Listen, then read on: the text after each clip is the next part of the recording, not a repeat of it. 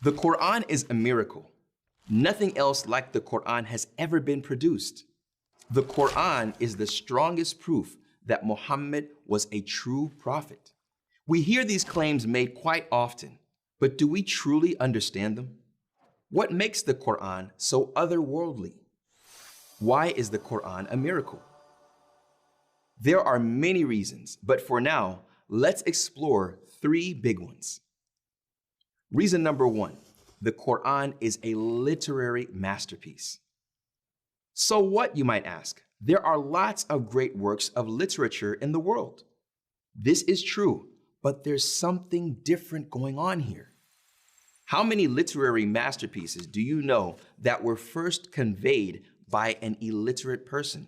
How many of them were spontaneously created in response to unscripted questions without a drop in linguistic quality? How many verses were recited in a culture with such strong oral tradition that the poets were prized above all others, yet the poets of that time were unable to mimic or improve upon them? The Quran accomplished all of these things. When Al-Walid ibn al-Mughira, a hater of Islam until his death, was asked to critique the Quran, he responded, "And what can I possibly say? There is not a single man among you who is more versed in poetry than I or in prose. And by God, what he says bears no resemblance to any of these things." By God, his statement which he utters has a sweetness to it, and a charm hovers over it. Its highest parts are fruitful, and its depths gush forth without end. Reason number two, the Quran contains historical information that could not have been known at the time of revelation. It's common to argue that many of the historical narrations in the Quran were taken from the Bible. While it's true that both holy books tell the same stories, there is a key difference. The Quran contains accurate details not found in the Bible. For example, in the Quranic narration in the story of Joseph, peace be upon him, the ruler of Egypt is never referred to as the Pharaoh. In the biblical version of the same story, the ruler is called the Pharaoh. Why is this significant? Because the king of Egypt in Joseph's time was not a pharaoh.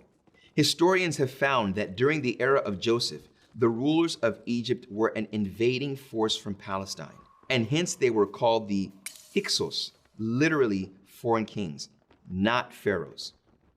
This isn't a coincidence. Later in history, during the time of Moses, the ruler of Egypt was a pharaoh and is referred to by this title across several chapters in the Quran.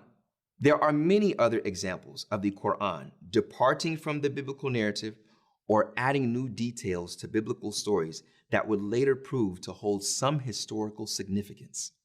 Maybe there was a version of the Bible available to Muhammad, peace and blessings be upon him, that has since disappeared. This would make sense, except that the historical record indicates that there were no versions of either the Old or New Testaments available in Arabic, Muhammad's language, until a century after the Quran was revealed. There are also no known versions of the Bible that would have contained the accurate historical details found in the Quran. Maybe a Jewish or Christian scholar taught Muhammad these details. There was simply no time or circumstance in which this could have happened. The sources of Judeo-Christian knowledge in the time of Muhammad were limited and passing.